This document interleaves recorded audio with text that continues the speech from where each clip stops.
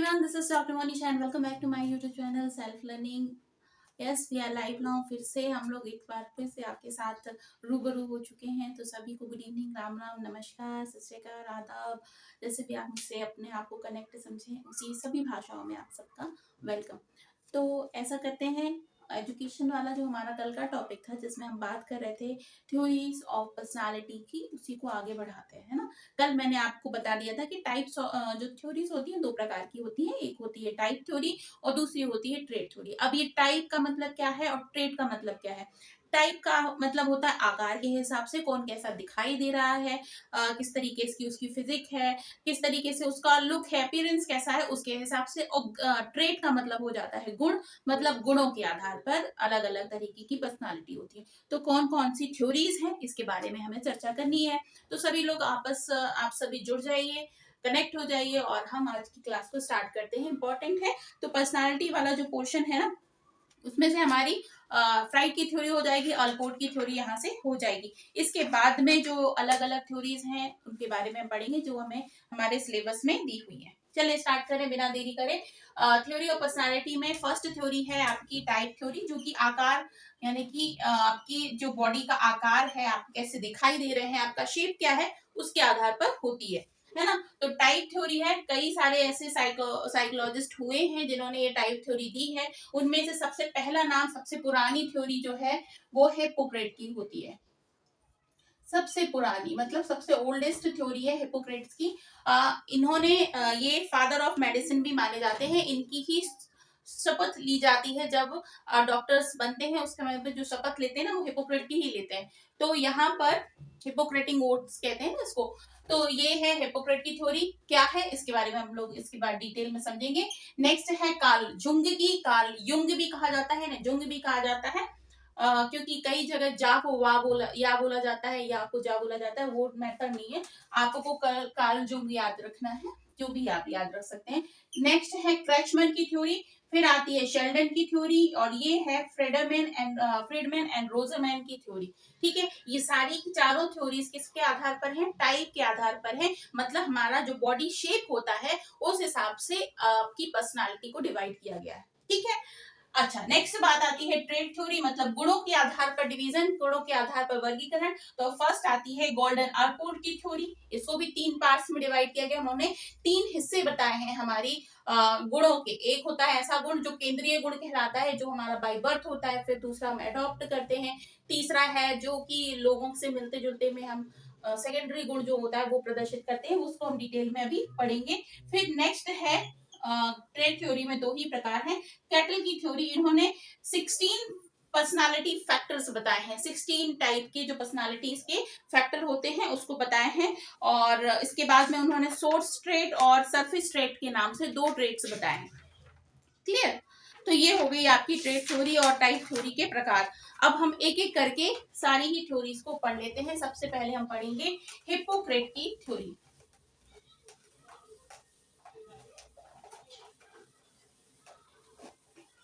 Hippocrates के बारे में देखिए, जैसा कि मैंने आपको बताया कि इनकी शपथ ली जाती है, डॉक्टर्स इनको बहुत फॉलो करते हैं, क्योंकि ये क्या है, ये सबसे पुराने माने जाते हैं और इनको, इनकी थ्योरी को सबसे पुराना माना जाता है। इन्होंने किस हिसाब से वर्गीकृत किया, तो टाइप तो है, पर टाइप कैसा प्रकार, जैसे आपने देखा होगा कई सारे ऐसे लोग होते हैं जो बहुत जल्द ही बीमार होते हैं, बहुत जल्द ही लोगों उनके शरीर में पित्त आ जाता है, बहुत सारे लोगों को बहुत जल्दी जल्दी जुकाम हो जाता है, बहुत सारे लोगों के अंदर ना लिवर से संबंधित इश्यूज बहुत तेजी से होती है।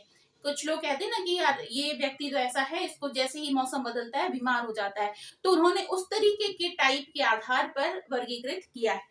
ठीक है, कितने प्रकार बताए हैं, चले देख लेते हैं हम कितने प्रकार इन्होंने बताए हैं। तो इन्होंने हिप्पोक्रेट ने जो बताए हैं इनको एस एम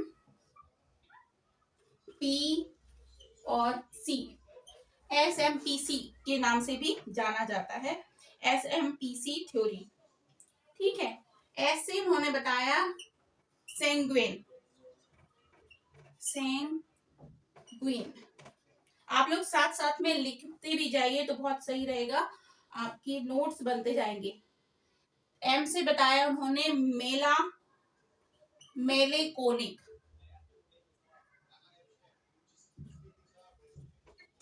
कोलिक। फिर पी से उन्होंने बताया फैगमेटिक, फैगमेटिक।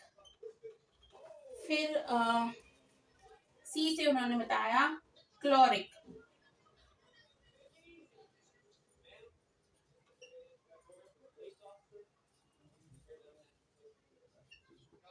क्लोरिक। ठीक है, अब इनके क्या क्या प्रकार हैं इनको हम अभी समझते हैं एक एक करके। तो आप इनकी थ्योरी को याद रख सकते हैं, SMPC के आधार पर भी हम इसको याद रख सकते हैं कि कौन सी थ्योरी होती है। जो SMPC है तो वो हिपोक्रेट की थ्योरी होगी। शरीर के रसायनों के आधार पर किन्होंने डिवाइड किया है तो वो है हिपोक्रेट की थ्योरी। बायोलॉजिकल फंक्शन के हिसाब से किसने डिवाइड किया है पर्सनालिटी को तो वो है हिपोक्रेट की थ्योरी। ठीक है, इन सारी चीजों के बारे में आपको क्वेश्चन पूछा जा सकता है। ठीक है, अब जो पहला वाला है, ये सैंग्विन जो होते हैं वो कैसे होते हैं? बॉडीली स्ट्रांग होते हैं, एनर्जेटिक होते हैं, कंट्रोल टाइप होते हैं और ऑप्टिमिस्टिक होते हैं। ठीक है, ये जो है सैंग्विन जो है ना, ये क्या होते हैं? पॉजिटिव होते हैं, पहली बात तो है ना, पॉजिटिव इनका एटीट्यूड होता है, स्ट्रांग होते हैं। और फिर क्या होता है? इनका ऑप्टिमिस्टिक अप्रोच होता है, इनका एनर्जेटिक होते हैं, एनर्जी लेवल जो है वो क्या होता है? इनका हाई होता है, एनर्जेटिक होते हैं। क्यों? क्योंकि इनका जो ब्लड है ना, ब्लड है वो बहुत अच्छे से पंप करता है और पूरी बॉडी में बहुत अच्छे से, बिना किसी रुकावट के, बिना किसी प्रॉब्लम के पूरे में सर्कुलेट होता है। इस वजह से इनका जो ब्लड सर्कुलेशन है वो सही होता है। ब्लड सर्कुलेशन है तो शरीर में ऑक्सीजन का लेवल है वो कमजोर नहीं होता। ब्लड की सर्कुलेशन अच्छी है तो मसल्स जो है वो स्ट्रॉन्ग होते हैं। आपकी बॉडी में हर एक प्रॉपर जगह पर ब्लड की सप्लाई ढंग से होती है, इसलिए गांठें नहीं बनती। ठीक है, तो गांठें नहीं बनती तो क्या है? इनका कहने का मतलब ये है कि एक व्यक्ति जो शारीरिक रूप से स्वस्थ होगा, शरीर में उसकी कोई प्रॉब्लम नहीं होगी ना, तो उसकी पर्सनालिटी भी क्या होगी? अच्छी होगी, उसे सब कुछ अच्छा नजर आएगा।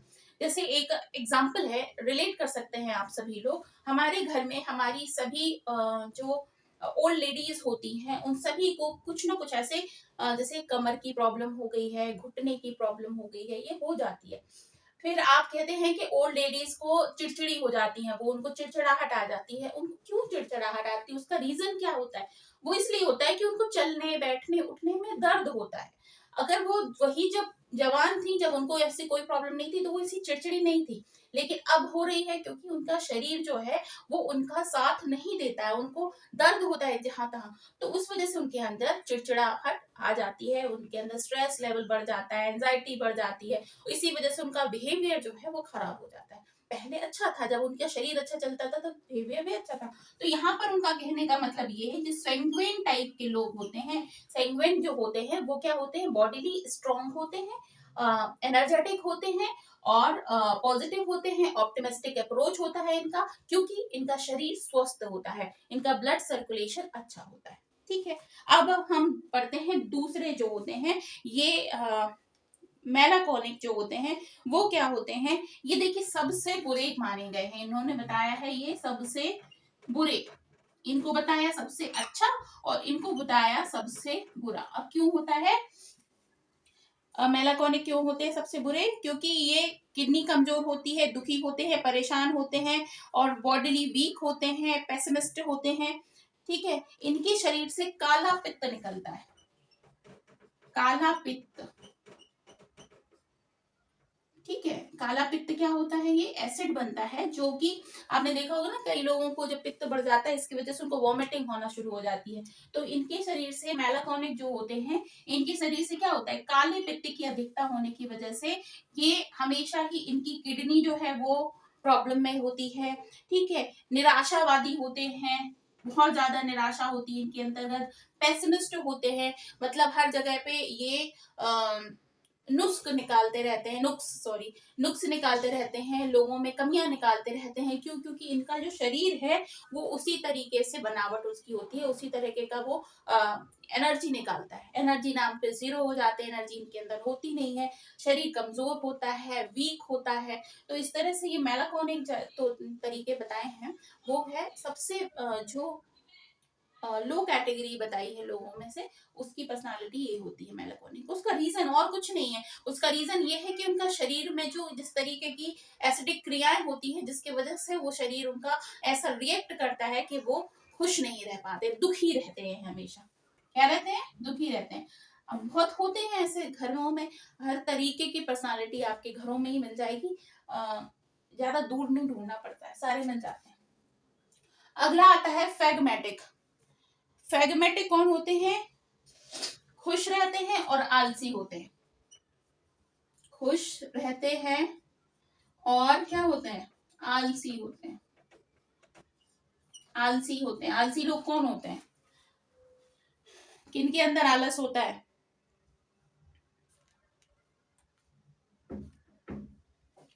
इनकी जो प्रवृत्ति है वो क्या होती है? कफ बनता है इनको ज्यादा। क्या होती है? कफ प्रवृत्ति होती है। कफ का जो सर्कुलेशन है वो ज्यादा होता है, कंजंक्शन बन जाता है शरीर में, और इसी वजह से कफ की प्रवृत्ति की वजह से ये क्या हो जाते हैं? सुस्त टाइप के हो जाते हैं, आलसी टाइप के हो जाते हैं, लेकिन ये निस्फिकर टाइप के रहते हैं। कोई चिंता नहीं, कोई फिक्र नहीं, जैसी जिंदगी चल रही है चलने दो, अपनी खाट पे पड़े हैं, अपनी 2 टाइम की रोटी खब रही है, इसके बाद में आगे जो होगा देखा जाएगा। इनको ज्यादा चिंता नहीं रहती, खुश रहते हैं, आलसी रहते हैं, लेकिन अपने मस्ती में मौज में रहते हैं। तो ये प्रकार होते हैं फैगमेटिक टाइप के। कफ प्रवृत्ति होने के कारण से इनका शरीर जो होता है वो थोड़ा सुस्त हो जाता है, बाल जल्दी सफेद हो जाते हैं इनके, है ना, हमेशा जुकाम जैसा बना हुआ रहता है शरीर में।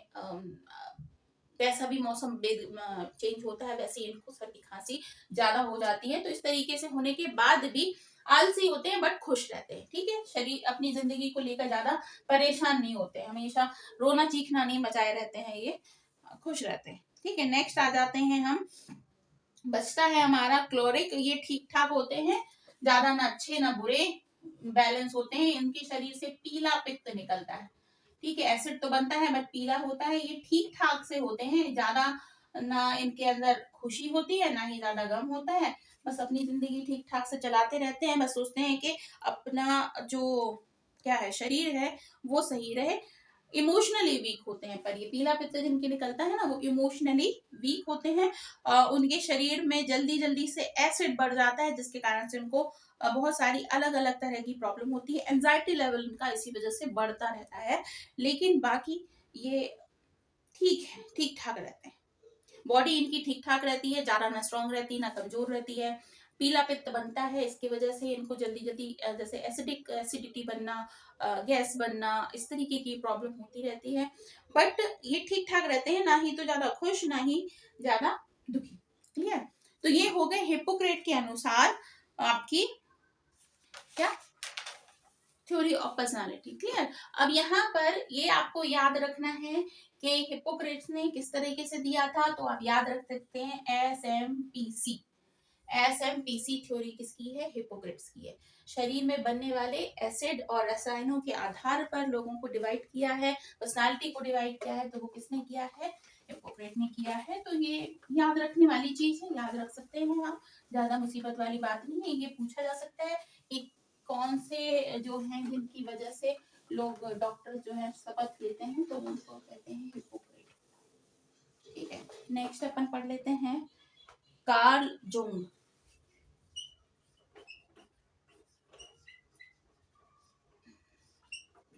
जुंग कह लो या युंग कह लो। ठीक है, जा है, जय जे है, ये है ना, आप वाई मत समझिएगा, जे है। Karl Jung. ठीक है, हिंदी लगा दो। कार्ल जुंग, इन्होंने 2 प्रकार से डिवाइड किया है पर्सनालिटी को। एक कहा है इन्होंने क्या? एक्सट्रोवर्ट। एक्सट्रोवर्ट बहिर्मुखी जिसको कहते हैं, बहिर्मुखी, और दूसरा है इंट्रोवर्ट जिसको कहा जाता है अंतर्मुखी। क्लियर? बहिर्मुखी हो गए, अंतर्मुखी हो गए। तो ये जो है ये कार्ल जुंग ने बताया था अपनी उसमें कि 2 प्रकार से लोग होते हैं, जो कि क्या होते हैं, एक तो इंट्रोवर्ट होते हैं और दूसरे क्या होते हैं? एक्सट्रोवर्ट होते हैं। बाद में फर्दर इनकी जो थ्योरी को और ज्यादा बताया ना, और ज्यादा एक्सप्लेन किया गया, तो एक और निकाला गया एम्बीवर्ट। एम्बीवर्ट जो उभयमुखी कहलाते हैं। उभयमुखी, उभयमुखी का मतलब एक्सट्रोवर्ट और इंट्रोवर्ट के बीच का हिस्सा। क्लियर। एक्सट्रोवर्ट लोग कौन होते हैं, अब वो देख लेते हैं हम। जो भाई सबसे मिलते जुलते हैं, खुश रहते हैं, अपनी हर चीज को दिखाने की उनके अंदर चाह होता है कि अगर वो कुछ काम कर रहे हैं तो वो उसको सब में प्रदर्शित करना चाहते हैं। अपने आप में नहीं रहते हैं, वो अपनी भावनाओं को, उनको इमोशनली जो आ रहे हैं, चाहे गुस्सा आ रहा है, चाहे प्यार आ रहा है, वो सारी चीजें एक्सप्रेस करते हैं, दिखाते हैं खुद को। ठीक है। इनका कोई सीक्रेट नहीं रहता है कि आपके अंदर सीक्रेट है, कुछ भी तो बचा नहीं। इनके बारे में हर कोई जानता है। ये खुली किताब की तरह होते हैं कि हर कोई समझ लेता है कि ये कैसे हैं, किस तरीके का इनका स्वभाव है, कब गुस्सा आता है, कब ये खुश रहते हैं, इनके घर में क्या क्या है, कौन कौन से फर्नीचर हैं, क्या क्या ये लेने वाले हैं, कितनी इनकी इनकम है, कितने बच्चे हैं, आगे जाके इनके प्लान क्या है। मतलब ये ट्रेन में बैठे ना, तो अपने जो साथ में जो को पैसेंजर्स होते हैं उनको भी अपनी जिंदगी की सारी बातें बता देते हैं। ठीक है। तो ये कहलाते हैं एक्सट्रोवर्ट लोग, बहिर्मुखी जिनको कहते हैं, जिनकी जिंदगी में कोई सीक्रेट नहीं होता, ये सबको सब कुछ बताते हैं, खुले होते हैं। मेरी एक फ्रेंड थी, मुझे आज भी उसका नाम याद है। जब हम लोग छोटे थे तो एक पेन आता था, एक पेन जिसमें लिखने पे लाइट जलती थी। जैसे ही उससे लिखा जाता था तो उसमें लाइट जो है वो ब्लिंक करती थी, कलर्ड लाइट जो होती थी वो ब्लिंक करती थी। अब हम लोग पढ़ रहे थे एक साथ क्लास में, और अब क्या है, वो मेरी फ्रेंड थी तो वो चाह रही थी कि बाकी सारे लोगों को पता चल जाए कि उसने एक नया पेन खरीदा है। तो ये भी है कि वो अगर बताती है तो शो ऑफ कर रही है, ऐसा लगेगा। इसलिए वो मुझसे कह रही थी, पता है ऐसे से करो ना, ऐसे से करो, जिससे ना ये देख लें, और फिर जब पूछे ना तो बताना किसका है। ठीक है। तो ये एक तरीका होता है मतलब बताने का। इतनी खुशी थी उसको और इतना बताना था उसको कि मैंने एक पेन खरीदा है। तो वो हर चीज सब किसी को बताने वाले लोग जो होते हैं ना, वो एक तरह से कहना चाहिए विश्वास पात्र भी होते हैं, क्योंकि उनके अंदर कोई छल कपट नहीं होता है। वो अ, खुश रहते हैं और जो भी है सामने रहते हैं। ठीक है। दूसरा हो जाता है इंट्रोवर्ट जो लोग होते हैं, जो अपने आप में रहते हैं। उनके बारे में बहुत कुछ आप नहीं जान सकते हैं। आप उनके साथ चौबीसों घंटे रहते हैं ना, फिर भी उनकी जो बातें हैं वो आपको नहीं मालूम रहती कि भाई अगला क्या सोच रहा है, उसके मन में क्या चल रहा है, क्या वो उसके प्लान हैं, उसको क्या करना है जिंदगी में, आपको कुछ नहीं पता रहता, क्योंकि ये बताते ही नहीं है, डिस्कस ही नहीं करते हैं उसके बारे में। उनकी अपनी एक मानसिक दुनिया होती है, उस दुनिया में वो काम करते रहते हैं। अब ये तो हो गया एक बात। अब इनके फायदे क्या होते हैं। जितने भी फिलोसोफर्स हैं, साइंटिस्ट हैं, जितने भी लेखक होते हैं, साहित्यकार होते हैं, या फिर जो जीवन में ऐसा कुछ गूढ़ रहस्य वाला काम करते हैं, एस्ट्रोलॉजर्स होते हैं, एस्ट्रोनॉमी जो देखते हैं वो लोग होते हैं, तो ये सारे इसके अंतर्गत आते हैं। ठीक है। इनके अंतर्गत आते हैं कलाकार। जो कलाकार होते हैं, एक्सप्रेस करना उनको बहुत अच्छे से आता है, तो ये कलाकार होते हैं। ठीक है। आर्टिस्ट सारे इसके अंदर आते हैं, क्योंकि वो अपनी सारी भावनाओं को उकेर के बाहर रखते हैं। लेकिन यहाँ पर आते हैं वो सारे लोग जो कि ऐसे गूढ़ रहस्यों पे काम करते हैं, साहित्य की रचना करते हैं, कवि बन जाते हैं, आपके साइंटिस्ट बन जाते हैं, फिलोसोफर्स बन जाते हैं, साइकोलॉजिस्ट बन जाते हैं, टीचर्स भी होते हैं कई सारे जो इंट्रोवर्ट होते हैं। वो सिर्फ तभी बोलते हैं जब उनके काम की बात होती है, अन्यथा वो चुप रहते हैं। ठीक है। अब इन दोनों के बीच का जो रास्ता होता है वो एम्बिवर्ट होता है, जिसको कहा जाता है उभयमुखी। भाई ना तो वो ऐसे कि भाई खोल दे सारी चीजें, आपके घर में चोर आने वाला है ना, उसको भी पहले बता देंगे मेरे घर में कहाँ कहाँ का क्या क्या रखा हुआ है, कल आके तुम चुरा लेना। ऐसे भी नहीं होना चाहिए और ऐसे भी नहीं होना चाहिए। जो ये होंगे वो क्या होंगे, बैलेंस होंगे। जहां जरूरत होगी तो एक्सप्रेस भी करेंगे खुद को, और जहां जरूरत नहीं होगी वहां पर अपनी जिंदगी को दबा के भी रखेंगे, सीक्रेट्स भी रखेंगे। तो ये बीच का रास्ता हो जाता है उभयमुखी। क्लियर। तो ये बात तो समझ में आ गई। अच्छा, तो कल मैंने कहा था कि कमेंट सेक्शन में आप मुझे बताइएगा कि डिफेंस मैकेनिज्म में कौन सी डिफेंस मैकेनिज्म आप अपनाते हैं। तो सिर्फ एक स्टूडेंट का मेरे पास रिप्लाई आया, बाकी किसी का नहीं आया। तो ऐसा नहीं है, देखिए ये टू वे कम्युनिकेशन है। अगर मैं आपसे कुछ बोलती हूँ ना, तो आप भी वहां से कम रिप्लाई तो करें, ताकि मुझे भी तो समझ में आए कि आप सुन रहे हैं, एटलीस्ट सुन रहे हैं। तो रिप्लाई करना चाहिए ना, आज जरूर करना कि आपकी पर्सनालिटी कैसी है इनमें से। ठीक है। चले आगे बढ़े हम। तीसरे नंबर के जो हैं वो हैं शेल्डन।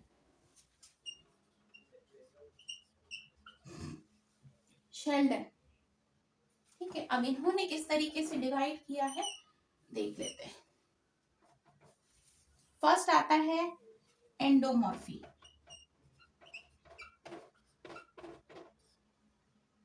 मॉर्फी। दूसरे नंबर पे आते हैं मेसोमॉर्फी।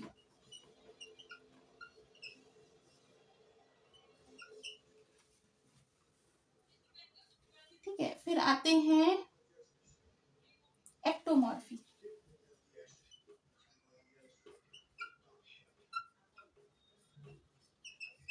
ठीक है, अब ये क्या होते हैं, बॉडी टाइप है ये, है ना, ये वाला क्या है, बॉडी टाइप है। इनकी होती है थोड़ी सी मोटी बॉडी, है ना। कैसे लोग होते हैं, इस तरीके से होते हैं, ये इतना बड़ा सा पेट होगा, इस तरीके से इनकी पाँव होंगे, ऐसे मोटी से, इस तरीके का इनका शेप होता है। बड़े खुश रहते हैं, मोटे से होते हैं, पेट बाहर सा निकला हुआ होता है, और इस तरीके के इनके शरीर की बनावट होती है।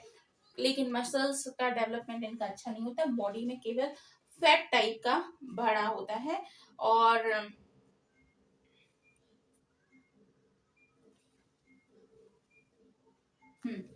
ये मतलब अच्छे लोग होते हैं, खुश रहते हैं, बेफिक्र रहते हैं। इनके पास बैठोगे ना तो बड़ा अच्छा फील आता है, क्यों, क्योंकि हंसते मुस्कुराते रहते हैं। कभी जिंदगी की आप इनसे चर्चा करोगे ना तो कभी ऐसा नहीं रहेगा कि ये रोते हैं, बार बार परेशान होते हैं, अपनी जिंदगी को कोसते रहते हैं, ऐसा नहीं होगा। ये हमेशा खुश रहेंगे, और जिंदगी को देखने का नजरिया जो होगा वो काफी पॉजिटिव होता है। सोशल हो जाते हैं बहुत जल्दी, लोगों के साथ घुलते मिलते हैं, हंसते बोलते रहते हैं, तो इनके पास बैठना लोगों को अच्छा लगता है।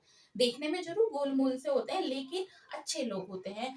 इनको इजिली इन पर विश्वास किया जा सकता है। सोशल होते हैं, बहुत प्यारे लोग होते हैं, जिनको एंडोमॉर्फी कहा जाता है। इनकी बॉडी फैटी होती है बट अच्छी होती है। ठीक है, नेक्स्ट आते हैं दूसरे नंबर पे जो है मेसोमॉर्फी, जो है वो क्या है, अच्छी बैलेंस बॉडी होती है। आपने देखा होगा ना, कई सारे लोग होते हैं ऐसे जो मतलब बढ़िया से मसल्स वगैरह बनते हैं, उनकी बॉडी का जो है वो स्ट्रक्चर बड़ा प्यारा सा होता है ना। मैं बना रही हूँ, देखो कैसा बनता है। मतलब इस तरीके से इनकी रिप्स वगैरह सारी दिखते हैं, सिक्स पैक्स जो कहते हैं ना वो दिखते हैं। बॉडी का स्ट्रक्चर जो है बड़ा प्यारा सा होगा, मतलब देखने में अट्रैक्टिव लगेंगे। और इनकी मसल्स जो है वो भी अच्छी होती है। शरीर का जो हिस्सा है वो भी अच्छा, तो फिट होते हैं। ऐसे लोगों का जो हिसाब देखा जाए ना तो बड़ा फिट बॉडी होती है इनकी। देखने में अट्रैक्टिव, मतलब क्या कहा जाए कि बड़े अच्छे लगते हैं। जैसे हीरो एक्टर्स जो होते हैं, जो बड़े सुंदर से दिखते हैं ना, मसल्स वसल्स अच्छे से बने हुए होते हैं, बैलेंस होती है बॉडी, फिट रहते हैं, अपनी बॉडी का ख्याल रखते हैं, सफल भी होते हैं क्योंकि एक्टिव होते हैं, हर तरह से अपनी जिंदगी में सफल होते हैं। ये तो खुश रहते हैं बट आलसी होते हैं, बट ये होते हैं वो जिंदगी में अपनी अच्छे से जाते हैं और खुश मिजाज होकर अच्छी जिंदगी जीते हैं। हर बार ना एक्टिविटी जो है वो उसमें इन्वॉल्व होते हैं, खेलना कूदना दौड़ना भागना, इस तरीके की बातों में इन्वॉल्व रहते हैं। तो कुल मिला के ये बैलेंस पर्सनालिटी है, अच्छी पर्सनालिटी है, इम्प्रेसिव पर्सनालिटी होती है, देखने में अट्रैक्टिव पर्सनालिटी होती है, क्योंकि मेसोमॉर्फी लोग होते हैं। ठीक है, फिर आते हैं ये भाई साहब, कौन, एक्टोमॉर्फी। भाई ये होते हैं एकदम दुबले पतले, हैं दुबले पतले होते हैं, सीखची पहलवान टाइप से। कैसे बना दूं इनको, इस तरीके के होते हैं, मुंह ऐसा होता है इनका कि हमेशा रो देंगे, इस तरीके की इनकी पर्सनालिटी होती है।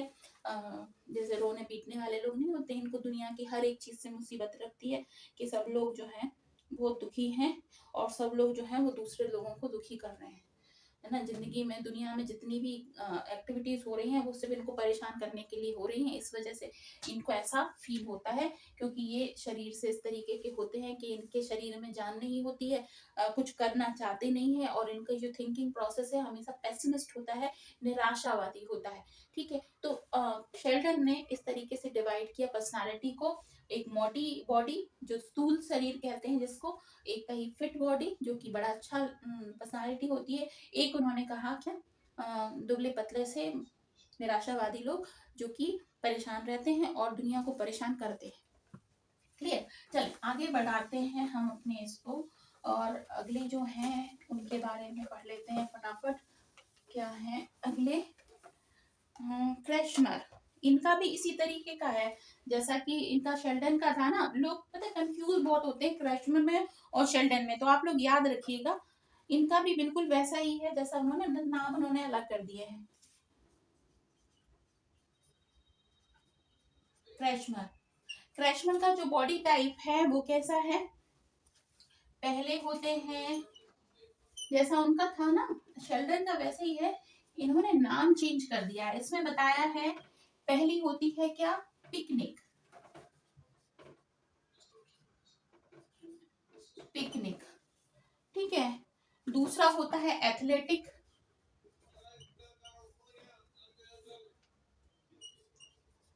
एथलेटिक। फिर होता है एस्थेटिक, एस्थेनिक।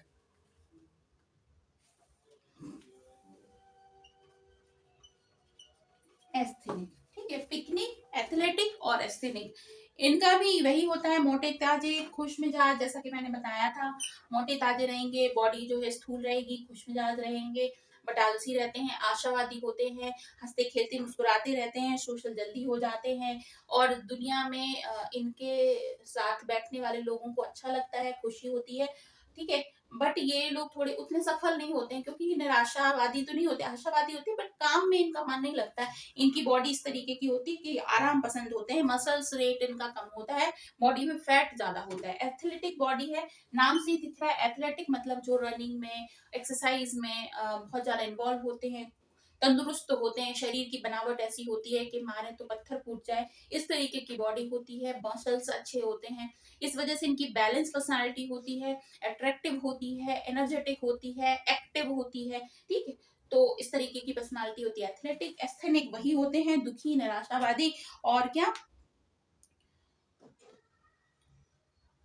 निराशावादी और क्या? दुखी होते हैं, पतले दुबले से होते हैं, शरीर जो होता है वीक होता है, और एक और मतलब कुल मिला के वही जो चीजें हमने उसमें पढ़ी थी ना एंडोएक्टोमार्फी में, वैसी ही इनकी भी होती है। इन्होंने एक बॉडी टाइप और बताया है जो कि क्या होती है? डिस्प्लास्टिक।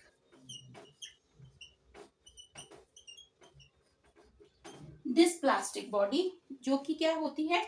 ऊपर दोनों वालों का मिश्रण, मतलब एथनेटिक और इन दोनों का मिश्रण होता है, ठीक है।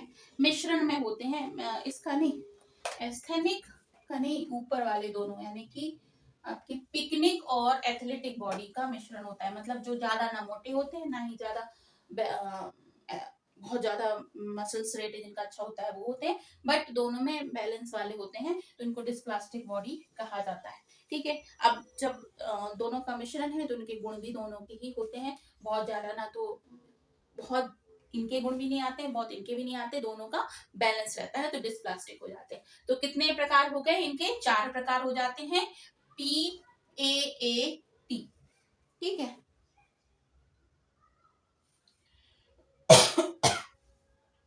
क्लियर? पिकनिक, एथलेटिक, एस्थेनिक और डिस्प्लास्टिक, ये हो गए क्रैशमर की बॉडी टाइप। आगे बढ़े, अगला है क्या? फ्रीडमैन और रोजरमैन। फ्रीडमैन और रोजरमैन, इनकी जल्दी से समझ लेते हैं क्या है। चौथा है ना? चौथा है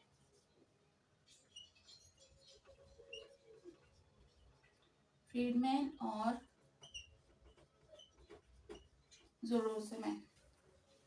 इन्होंने बताया ना बॉडी के 4 टाइप होते हैं, A, B, C और D, ठीक है। अब इन्होंने किस तरीके से डिवाइड कर दिया? ए वाले जो बच्चे होते हैं, ए वाले जो पर्सनालिटी होती है वो बहुत ही कैसा चाहिए क्या, इस तरीके की हाईली मोटिवेटेड, मतलब हमेशा उनके जीवन में लक्ष्य होता है, गोल होता है, उस तरीके से उस वे में काम करते हैं कि मुझे कहाँ पहुंचना है, मतलब समय बर्बाद नहीं करते हैं। जैसे आप लोग भी जो पढ़ रहे हैं ना, आप में से अलग अलग पर्सनालिटी के लोग होंगे, तो ये देखा है ना कि कई ऐसे होते हैं जो लग पड़ते हैं काम में, तो उनको फिर ना आगे दिखता है ना पीछे दिखता है, ना खाना दिखता है ना पीना दिखता है, बस काम काम काम दिखाई देता है। जब तक वो अपने लक्ष्य तक नहीं पहुंच जाते हैं ना, तब तक वो रुकते नहीं है, काम करते रहते हैं। 18-18 घंटे पढ़ाई कर सकते हैं लगातार, बिना थके वो आगे बढ़ सकते हैं, काम कर सकते हैं। तो ऐसे लोगों को सक्सेस बहुत तेजी से मिलती है। ठीक है। और ये जो होते हैं बी जो होते हैं ना, वो जस्ट इनके अपोजिट होते हैं। जैसे ए नहीं होते ना, वैसे इनके अपोजिट होते हैं। मतलब काम को टालना, काम ना करना, हमेशा दिवा स्वप्न बना रहना, डे ड्रीमिंग जो है वो करते रहना। ठीक है, इस तरीके के होते हैं। तो ये सारे लोग जो होते हैं ना, ए वाले जो होते हैं, ये कॉम्पिटेटिव एग्जाम में बहुत अच्छा काम करते हैं। जितने भी हाई पोस्ट पे पहुंचते हैं वो ये लोग पहुंचते हैं, क्योंकि इनमें डेडिकेशन बहुत ज्यादा होता है, हाईली मोटिवेटेड होते हैं। इनको बहुत ज्यादा फर्क नहीं पड़ता है लोग क्या कहते हैं, क्या सुन रहे हैं, इस तरीके से फर्क नहीं पड़ता है। तो ये होते हैं बी जो होंगे, वो क्या होंगे, जस्ट इनके अपोजिट होंगे। मतलब ऐसे सारे ही लोग जो इन कैटेगरी में नहीं आते हैं वो बी कैटेगरी में आते हैं। सी वाले जो होते हैं वो मैनेजमेंट में बहुत सही रहते हैं। आपने देखा होगा कॉर्पोरेट वर्ल्ड में बहुत तेजी से काम करते हैं ऐसे लोग, जो मतलब लोगों को नेगोशिएट अच्छे से कर पाते हैं, लोगों के साथ में डील अच्छे से कर पाते हैं, अपनी बात को रख अच्छे से पाते हैं, अपने आप को शो बहुत अच्छे से कर पाते हैं। ठीक है। वो लोग जो होते हैं वो सी कैटेगरी के होते हैं। और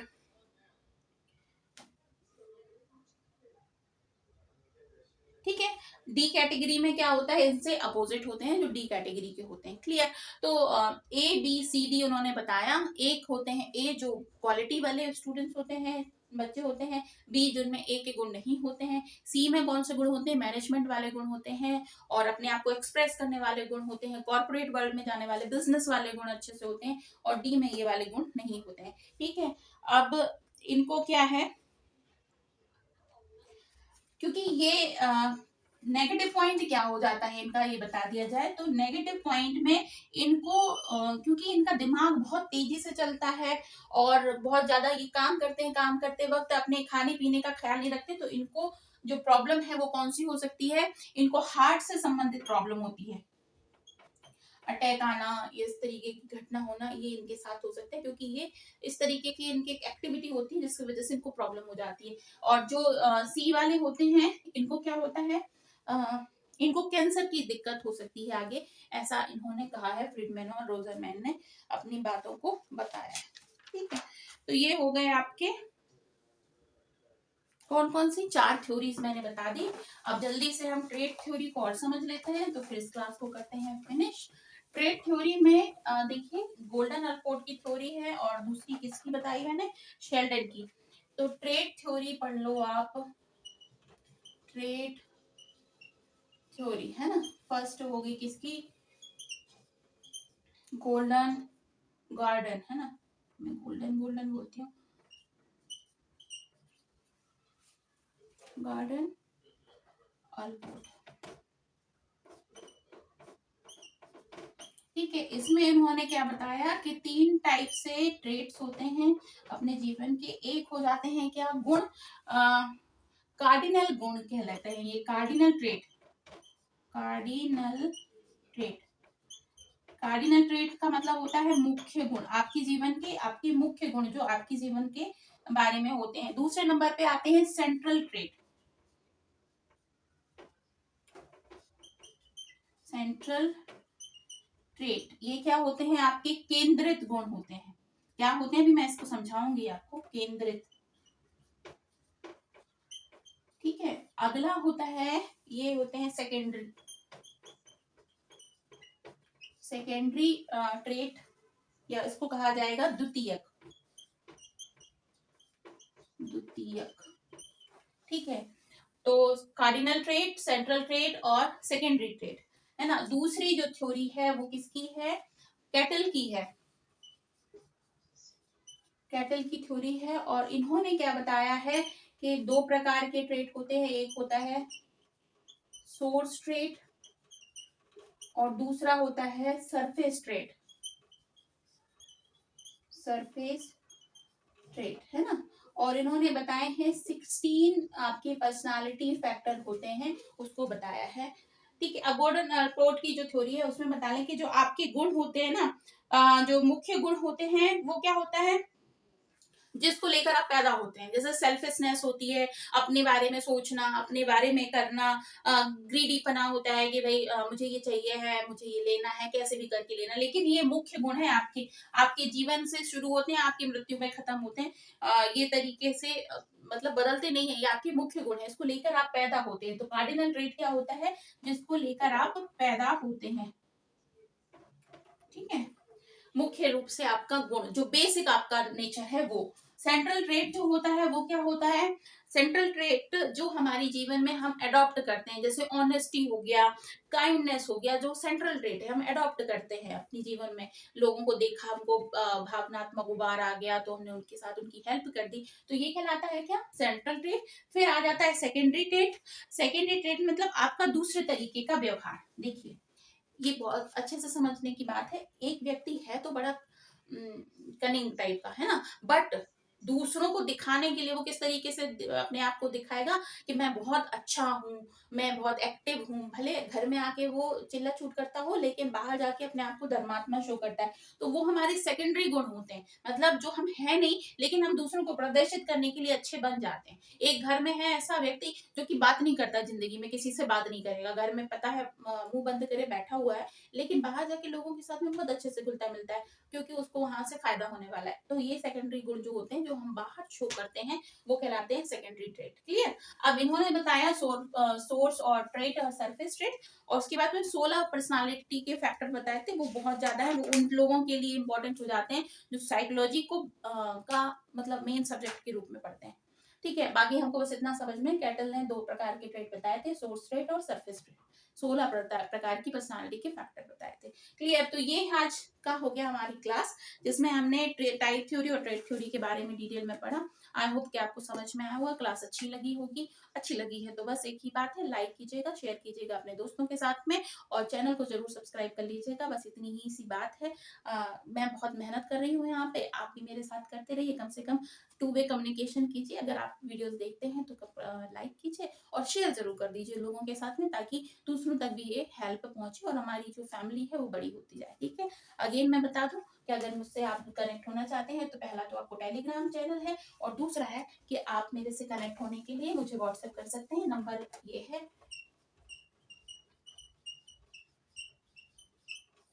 इस पर आप मुझे मैसेज कर दीजिए, मैं आपको ग्रुप का हिस्सा बना दूंगी, तो आप हमारे ग्रुप के हिस्सा बन जाओगे। क्लियर? तो यहाँ की करते हैं इस क्लास को खत्म। कल फिर मिलते हैं सेम टाइम सेम जगह पे, यानी सेल्फ लर्निंग में। तब तक के लिए अपना बहुत ख्याल रखिए। गुड नाइट, शब्बा खैर, बाय बाय।